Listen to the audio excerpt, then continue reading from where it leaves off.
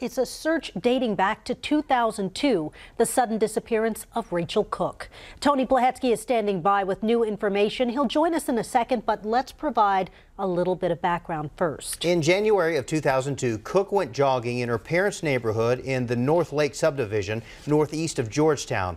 From construction crews to other joggers, several people saw her running. The last person to see her was a neighbor who spotted Cook walking to cool down at around 10:30 or 11 in the morning on Netch's Trail. Since then, her whereabouts have been a mystery. Now let's bring in Tony Blahetsky. He's got exclusive new details on the new way the sheriff of Williamson County is working to find out what happened to this young woman. Tony? Well, Mike and Quita, the missing persons case of Rachel Cook is among many cases that have grown cold in Williamson County, some of them dating back nearly 4 decades. Sheriff Robert Chody tells me Cook's case is one of his top priorities, but so are several others. Tonight, he's forming a new team to help solve them through a unique approach. She is a mother consumed with unanswered questions. I get up with it and I go to bed with it. I even dream about it. Her daughter, Rachel Cook, vanished 15 years ago, never to be seen or heard from again.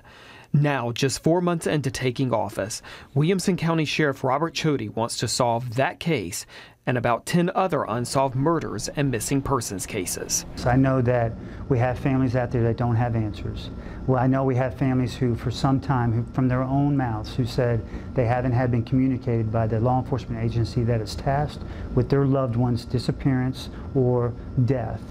And they deserve some type of answer that allows them to believe that we haven't given up. And that's what I'm trying to do. Sheriff Chody, through a unique approach, is assembling a team of retired homicide investigators, a volunteer squad of sorts from other agencies like APD.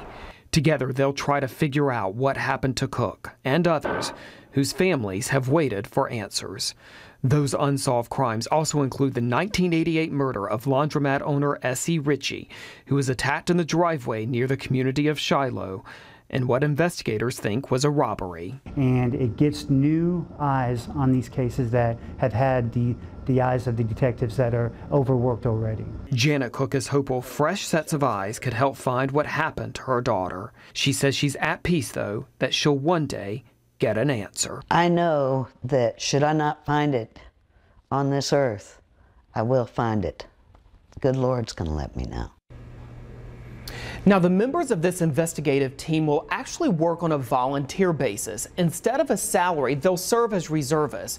So the sheriff will agree to help them maintain their law enforcement license by providing the required signature that they are currently working for a law enforcement agency. Mike and Quita.